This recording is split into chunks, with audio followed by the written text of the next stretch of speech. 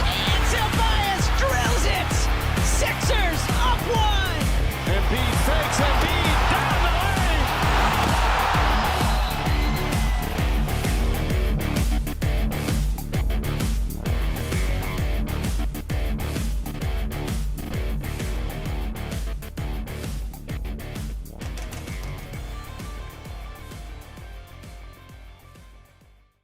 What is going on, guys, and welcome back to the Pick Swap Podcast. My name is Sean Barnard, and I'm here with my guy, James Birrane. We have hit the midpoint of the NBA season, really past the midpoint where the All-Star break is where we're at, where teams take a little reset, I think well needed across the league and for the Sixers specifically. So in this episode, we're going to talk a little bit about some grades for the first half of the season, go down the roster, talk about some of the more notable guys on each side of things. And I guess I'll throw it to James right away to kick things off with, if I asked you at the start of the season, at this point, 50 whatever games into the season, 54, I think it is. Yeah. The Sixers would be 32-22, sitting at fifth place in the East. Your reaction would be what, James?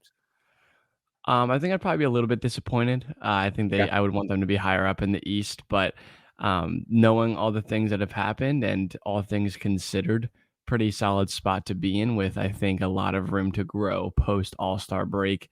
And I think they're going to hit a good stride here. I think that they're actually at I feel better about them than I think a lot of people do at this point. And, obviously considering the injury situation that they've been in, not just Joel, but a lot of the guys on this roster, top to bottom, have been hurt.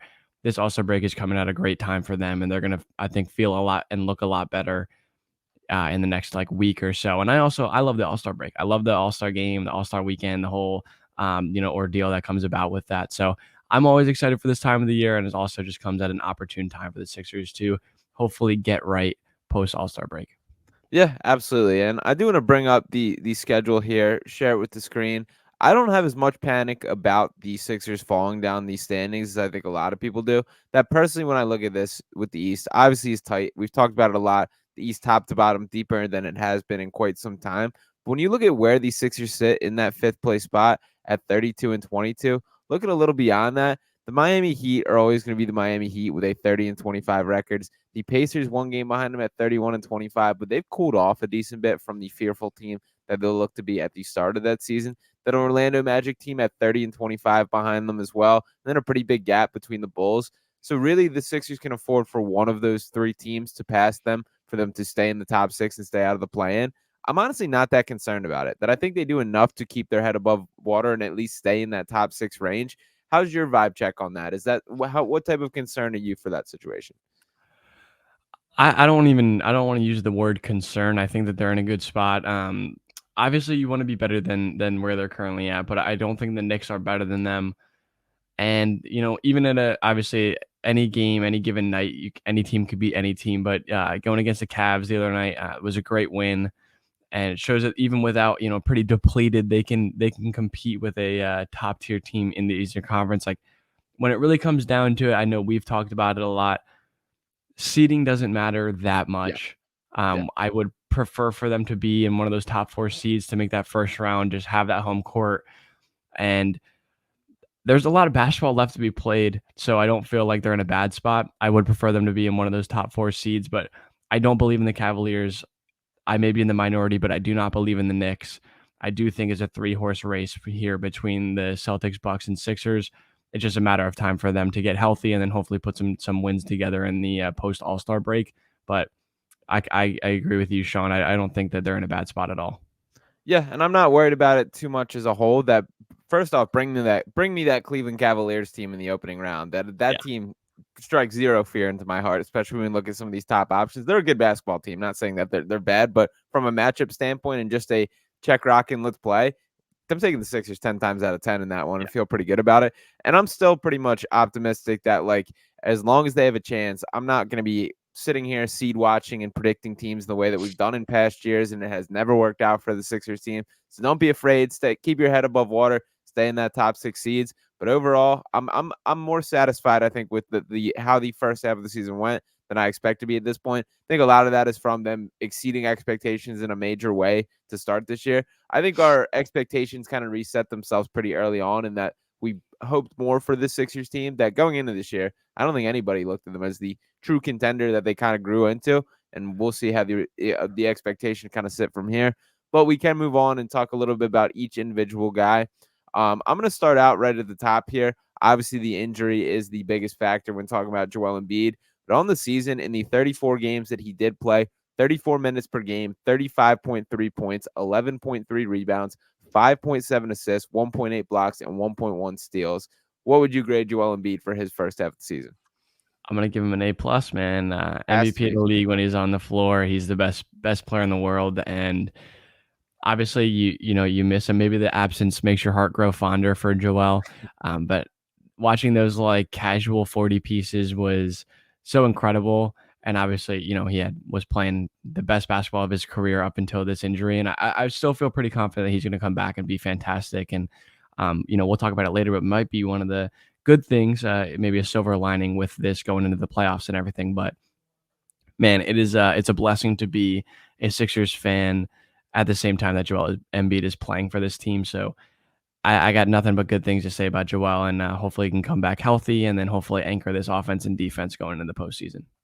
Yeah, it's been an A++ season for Joel Yeah. Embiid. That it is a bummer. It's going to get lost in the history books a little bit, and maybe over time that things would have normalized, settled down, and not been quite as historic as the numbers he was putting out. But we are still talking about the guy who this record won't stand because of the games and all that stuff. But the guy who's scoring the most points per minute in NBA history, scoring at just absurdly efficient levels, a guy that was doing it on both sides of the floor.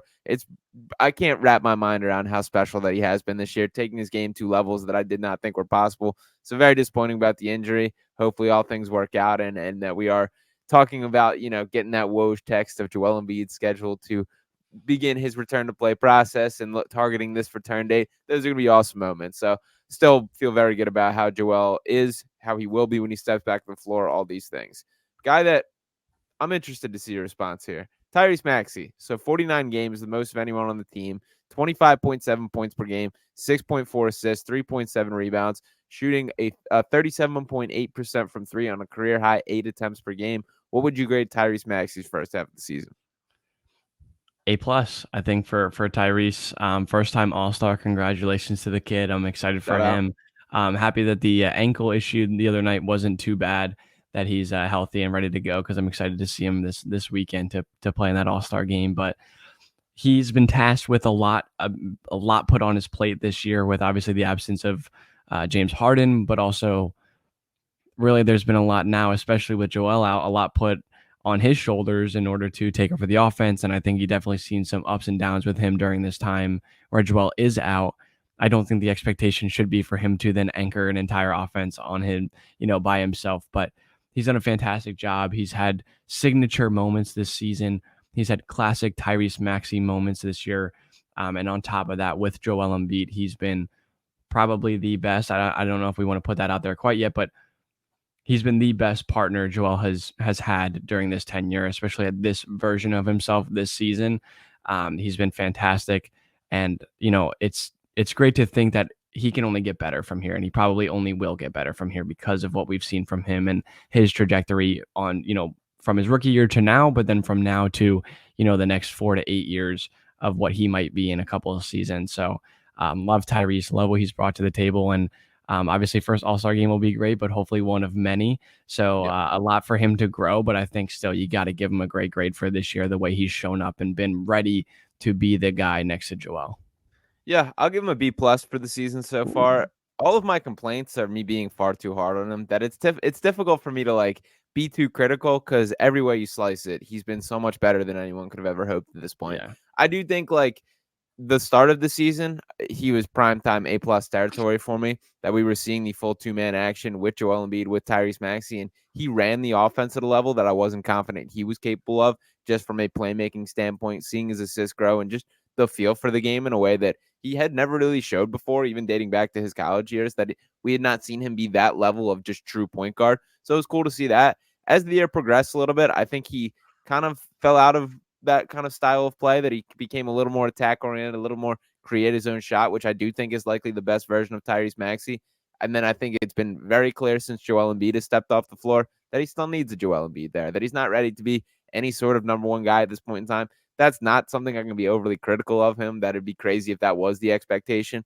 Buddy Hield has been a huge asset to freeing Tyrese Maxey up. And even last night in that Heat game, like Buddy ran the point for a lot of that, and they were just having Maxey play off ball, which I was really surprised to find by that. So overall, still super high grades for Tyrese Maxey. There is a part of me that's nervous that he might hit his, I guess, I don't know, maturity wall come playoff time, and that like maybe he's not quite ready to fill these shoes at this point in time. But in the long view, there's no doubt in my mind, this is the dude. Pay him that blank check, whatever he wants, and want him to be the long-term face of this franchise. No doubt about it. Yeah, I think I'm confident that this postseason will be even more of a coming out party for him. I think obviously the Boston series hurt him a little bit just because there were so many like athletic wings that kind of ate him up, and then obviously they had some good interior defense as well. But he's shown that he can show up in the playoffs. You look back to that Raptors series specifically, you remember that, and that was even really early on in his career. Yeah. I feel like with the offense, I think like the second half of this season or the back third, I guess you want to call it.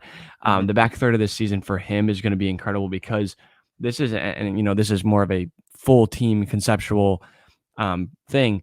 They've got more ball handlers and like competent basketball players from 1 to 12 on this roster than I think they've ever had before. And then it's going to help out Tyrese a lot, take a little bit off of his plate as a creator, as a playmaker, and allow him to just go back to that scoring role, which he's been fantastic as a playmaker, ball handler, and I love him in that role.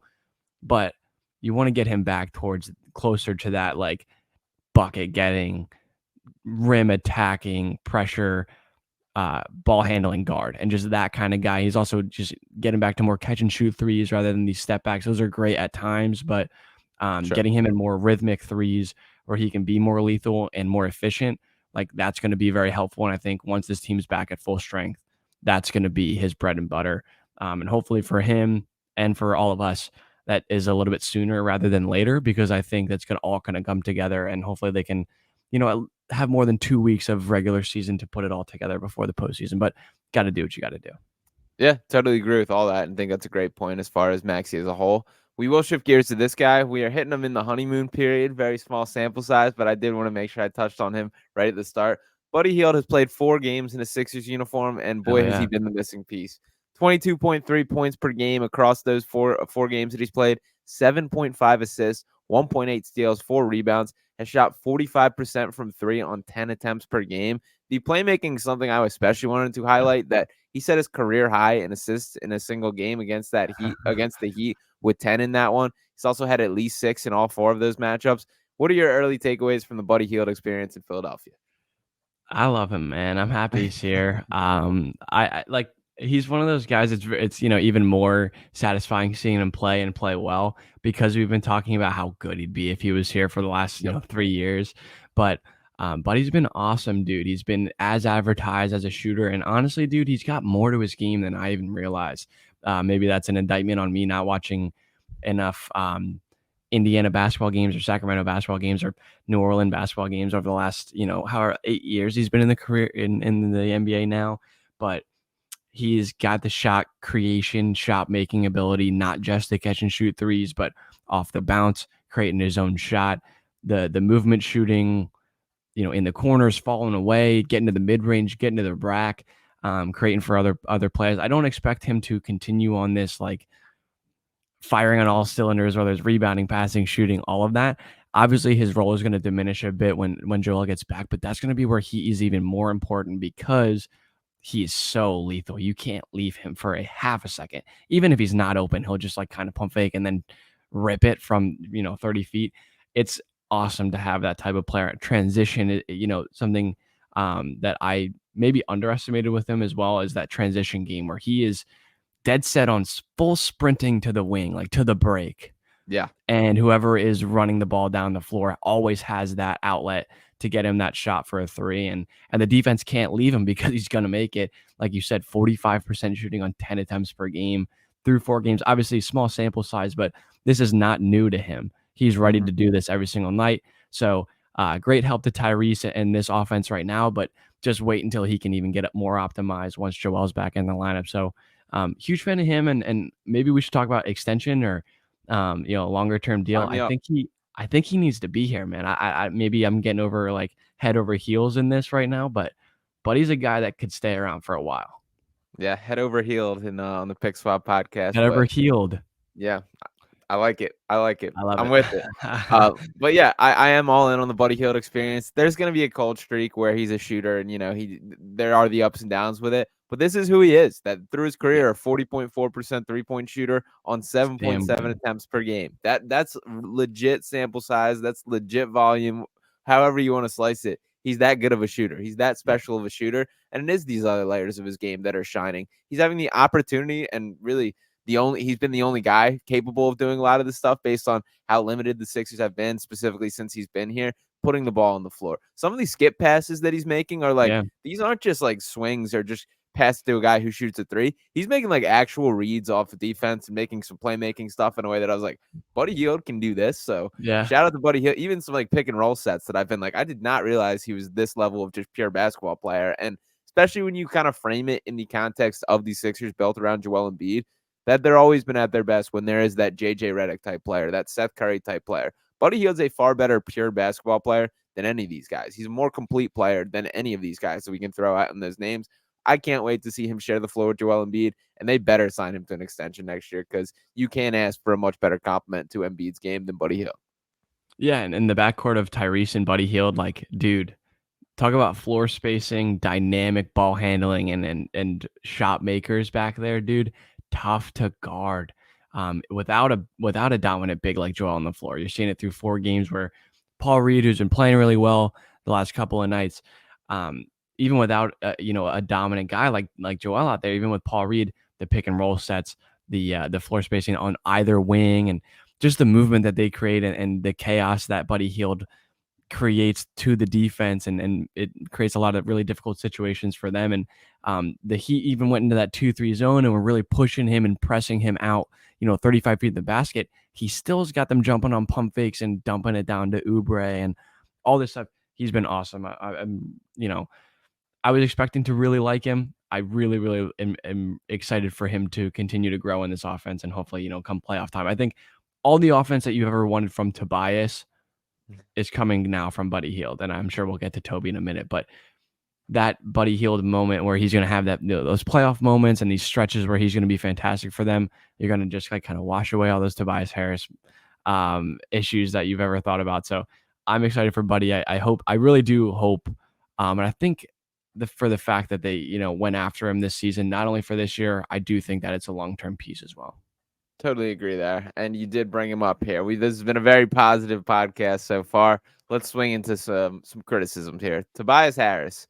This season, Tobias Harris has played in 48 games, 34 minutes per game, 17.7 points, 6.0 rebounds, 3.4 assists, 1.0 steal, shooting 34.6% on just 3.4 3-point attempts per game. That is the lowest amount of 3-point attempts Tobias has shot since, I think it even went down since the last time I looked at his number, and it did, down to the 2015-16 season which he shared between the Orlando Magic and the Detroit Pistons there. Yikes. What's your grade for Tobias Harris this season so far?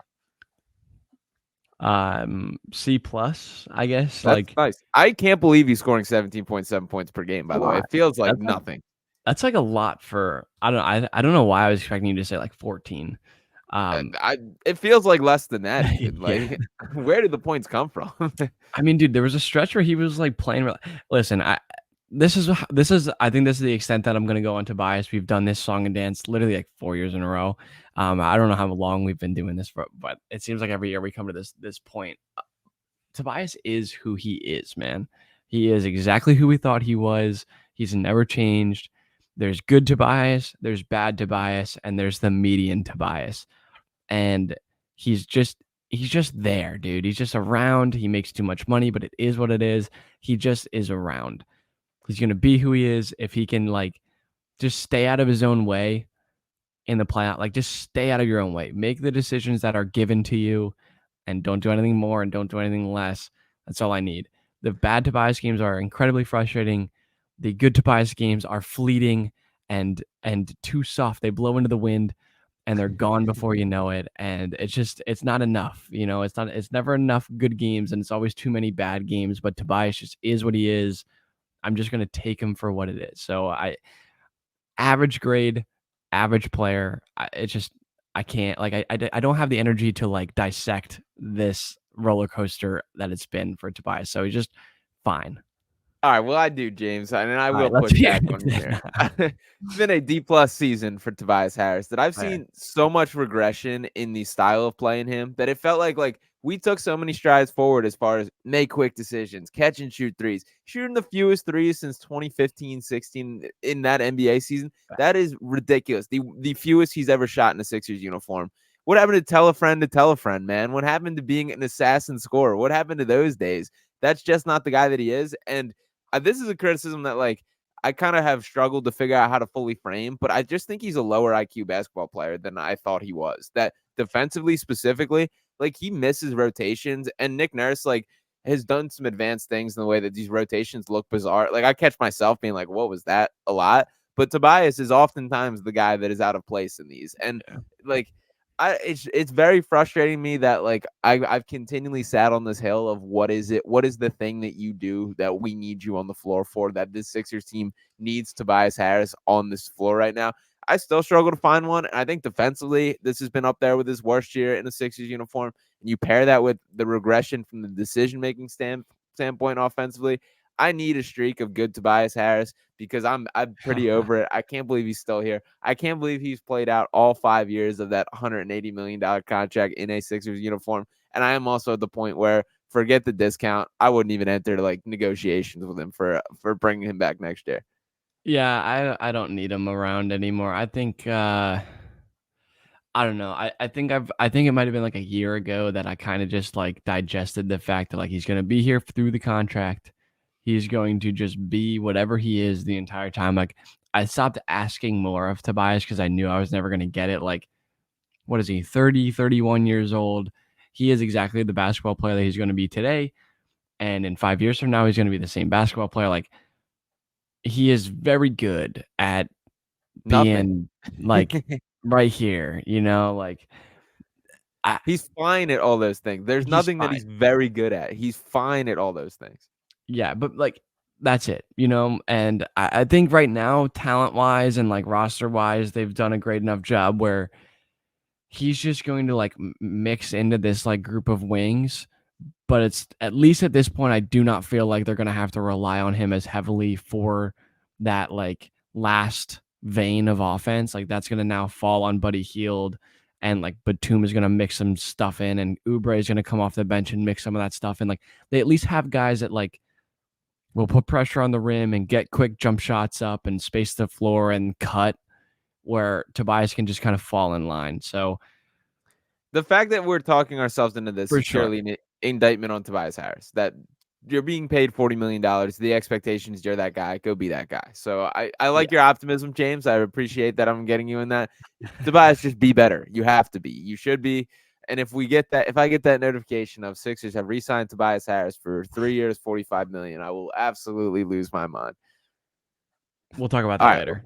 Yeah, we'll shift gears. Kelly Oubre, interesting one here as well.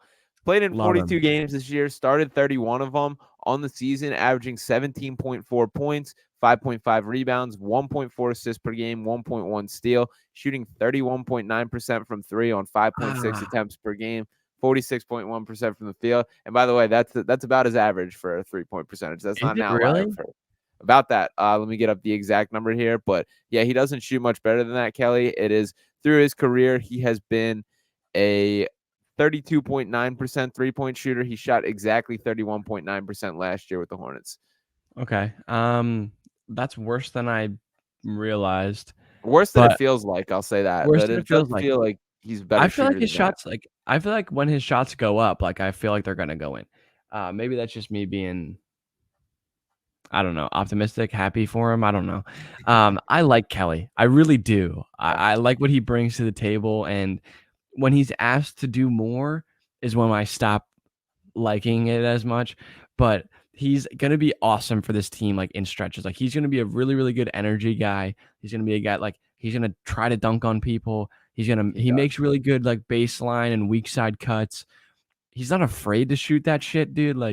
The Utah game, I know we all remember the Maxi 51, but he hit what, 2 or 3 in a row from deep where he just loaded them up and fired and in huge moments, last minutes of the game, and did a really good job. He's a guy that I really like having on this squad.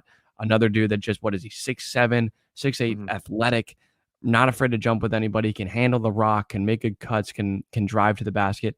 When he tries to do or is given too much freedom to take shots and create on his own, he finds himself in some bad situations and some ugly shots. But that's kind of part of it.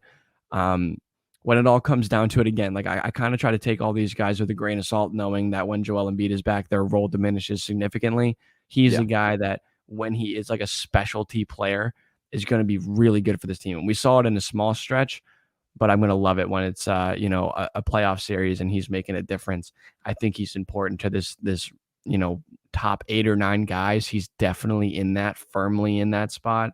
And I think he seems like a good guy to have around. So I'm a big Kelly guy. I know that recently it's been a little bit more controversial one way or another, but I've been really enjoying Kelly, and I hope that he's I'm looking forward to the games where he makes a difference when the games are important, because it seems like it means a lot to him, which I can appreciate. Yeah, I'll give Kelly a B minus. That there's a version of Kelly Oubre that's gonna be very helpful and very effective For on the sure. Sixers team. We have not got quite that version of Kelly Oubre lately, and that's not his fault. That's more of an extension of him being asked to do more than he should on a successful team. And I like Kelly. I like specifically it is the defense that keeps me bought in. Is he's been far more committed and just straight up better on that side of the floor than my expectation was for him. So I'm not gonna go too hard on the guy.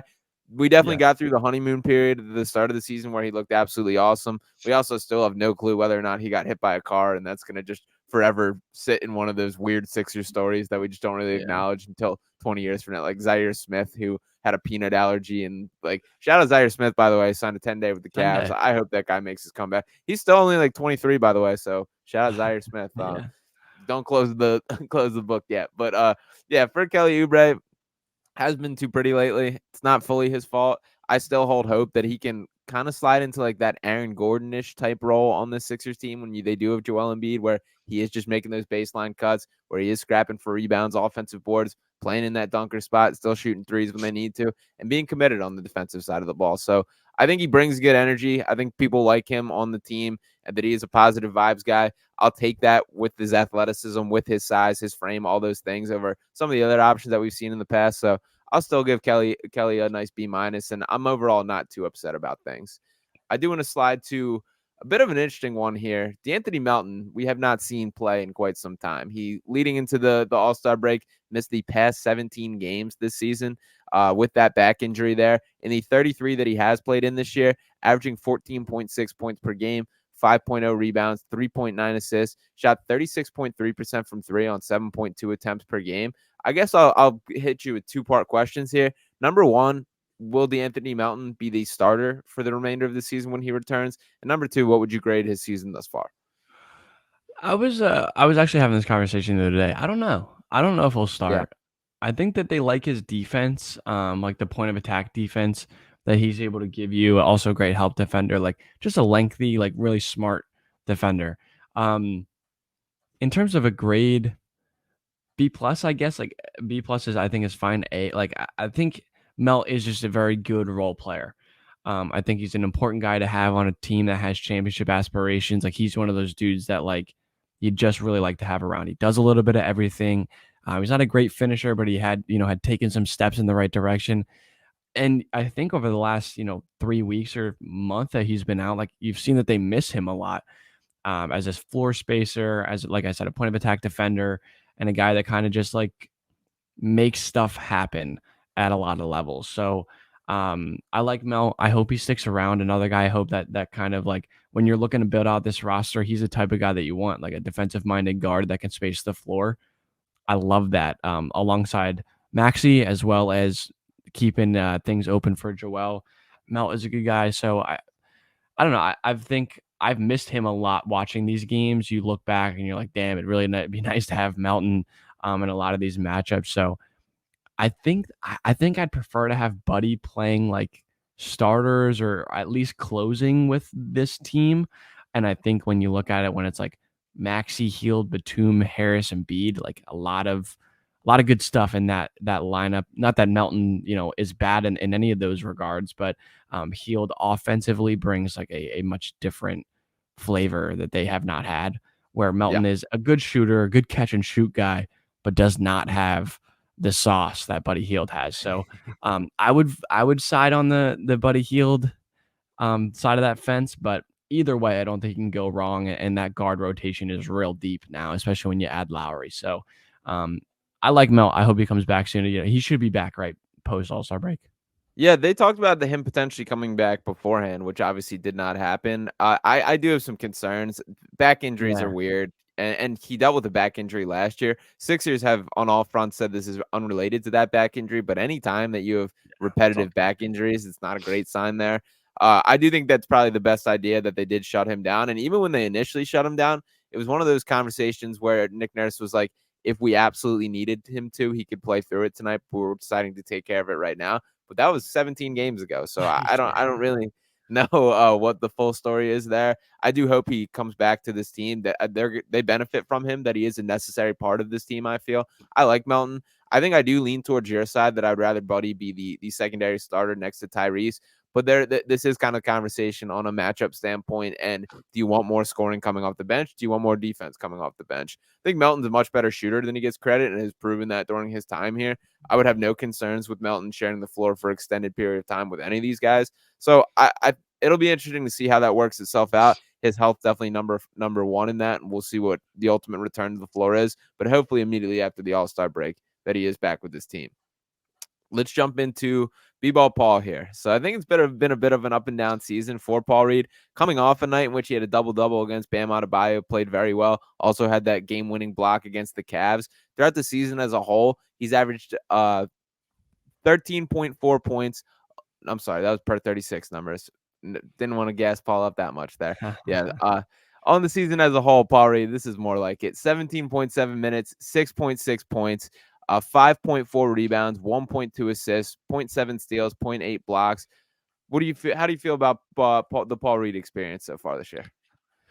Yeah, I think like when it comes down to it, if he's playing like 30 minutes a night, you're not going to love it that much. And that's just kind of the nature of who he is as a player and the situation they're currently in. But the fact of the matter is, when it comes down to it, when these games matter, he's not going to be doing that. I think he's great for the role that he's in. He adds just like a little bit of extra like flair, I guess is the word. Like random bullshit. Who would have said that? Marcus Morris said it was like random bullshit. Like Yep.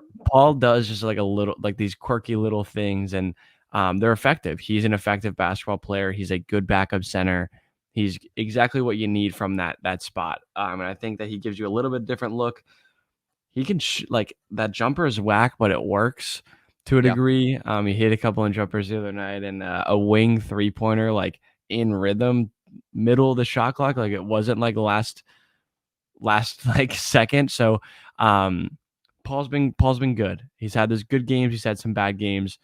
He's good. He is who he is. And I like what he brings to the table. And when it comes down to it, like I said, when like playoff games, those 8 minutes that Joel is off the floor, I trust Paul to hold it down. And I think that's what's important. So I'd give Paul like, that average grade, B plus, I think for Paul. When he plays a lot extra minutes, you're not loving it, but for what do you expect from him in those shorter minutes, he's gonna be just fine. Yeah, what's become pretty clear to me over this past couple games is Paul Reed is significantly better than Mo Bamba, and that's a good realization. That's a good thing that we can comfortably say that, because I was not quite feeling that way early on this year. And the fact that Paul Reed, it feels like now has kind of grabbed the bull by the horns and said, I am, at least in the short term, the best option as a starting center, the best big man option on the Sixers team while Joel Embiid is out. That's good to see. And I still think the best version of him is as a changeup off the bench, a guy filling in for those spot quick minutes. That's going to be the most effective version of Paul Reed. But overall, I'm going to give Paul a nice B. I'll go B plus even for Paul, especially lately. I think he's been far better. Had some concerns early on, but as far as where we're at with this team, so we've talked about Joel Embiid, talked about Tyrese Maxey, DeAnthony Melton, Kelly Oubre, Tobias Harris, Buddy Hield, and Paul Reed. That is the Sixers' top 7 there. Going to skip over Nico Batum because I think you and I have A gloated. plus. Yeah, we've gloated about him plenty already, and also haven't seen him for a little bit. That would be the 8th there. Kyle Lowry, I assume, would probably be the 9th. Now that he is in uniform, we've yet to see him actually suit up. Do you think anybody else cracks the playoff rotation but the top 9 that I mentioned there? Probably not, but maybe C4. Our boy Ricky Council the 4th. Dude, There he's we been go. fun. He's been fun. I like that kid, man. I think he's good. I think he's not only like good, he's got that like there's some he said it himself, like some people say they're about it. Some people like to act like they're about it. Like I'm really about it. Ricky Council's really about that action, dude. He's ready to be out there any night. Like no moment too big. He's ready to show up. And I've been really loving what I'm seeing from him. I know we all like originally loved Turquavion Smith a lot. Still a Physically, I Turk don't guy. Still a still a Turk Turk guy, guy. by the No, way. Yeah. absolutely. Like you're right to be a Turk guy. You're on that for sure. Ricky Council physically Yeah. much more ready to play in the NBA right now. And that's because he is older, right? He played 4 years at Arkansas and he kind of just has that like thing about him where he's just like aggressive as hell. And that's a great thing. Like it's a great Yeah. thing to have about you. So like I could see some random night where it's like, oh shit, dude, I don't know. Like we don't got much going on. We need a little bit of a spark. Like Ricky, go give me 3 minutes of the toughest basketball you've ever played and he's going Well, to give that to you. And I think that's like a really nice guy to have on the bench and something that like when you think about moving on from Jaden Springer, and a lot of people had mixed feelings about that, like Ricky's just moving right up and taking those minutes, and he's more of a ready player right now than Jaden Springer is. And that's important. So yeah. love Ricky. I don't know if he like, I'm sure there's a lot of games that he won't play, but for the time being, he's been super fun to watch, and that evolution of his game has been really enjoyable. Yeah, absolutely. And I'm curious. I want to get your NBA player comp for him because I threw one out on the on Fox Sports The Gambler with Sean Brace on picks and roll. Curious if you think of a similar name, but just to speak on Ricky Council the fourth a little more, he is fearless and he does have an incredibly high motor, and that's probably the calling card in his game to this point. But there is like some offensive bag to him. Some of those Euro steps that he's busting Yeah. out are the real deal. And I know he tweeted out the video of him going through his pregame routine that I said I Yeah. genuinely think this is like the hardest I've ever seen an NBA player go through a shooting routine. Him just like sprinting out to the perimeter to shoot a three and like just sprinting out, attacking the Yeah. rim in a way. It's like this is warm ups, man. So I love that about him. What do you have as an NBA player comp for Ricky Council before? Oh, dude, that's a tough one because he is just like he's not you know what I love about it is like he's not a great jump shooter. I know that was like his biggest thing. He's not afraid to pull it though. Looks better too. It by far looks better than it did in college. 100%. Um, I don't know, dude. A player comp. Did you have one in mind? Bruce Brown was who I laid out for him. That I like that.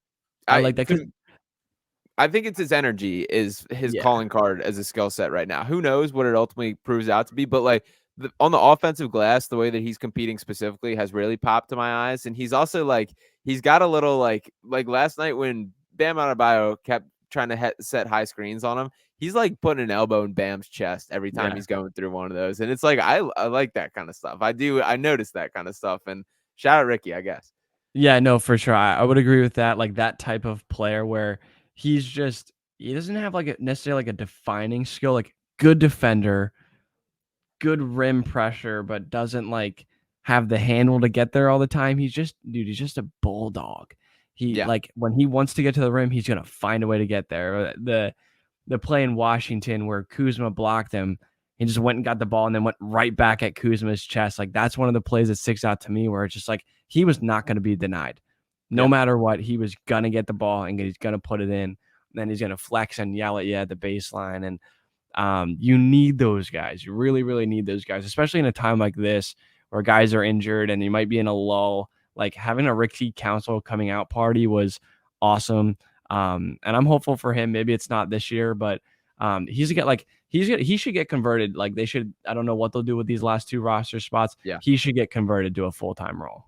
I was about to bring that up. Is I've now kind of dug my heels in that I'm comfortable enough going through the rest of the season with Paul Reed and Mo Bamba as the big man options. I It would is what it rather is. do that. Yeah, it is what it is. I'd rather do that and use one of these two remaining roster spots instead of going after a big and just hoping that they have some sort of life left in their legs. There's nobody out there that jumps out to me when I just look at the available options, like a Nerlens Noel reunion or Robin Lopez on a buyout or guys like that. Ugh. I just don't see any of that helping the team that much. Ricky Council is a guy I want to be available on a night-by-night basis. He's too good to play in the G League. He looks phenomenal down there.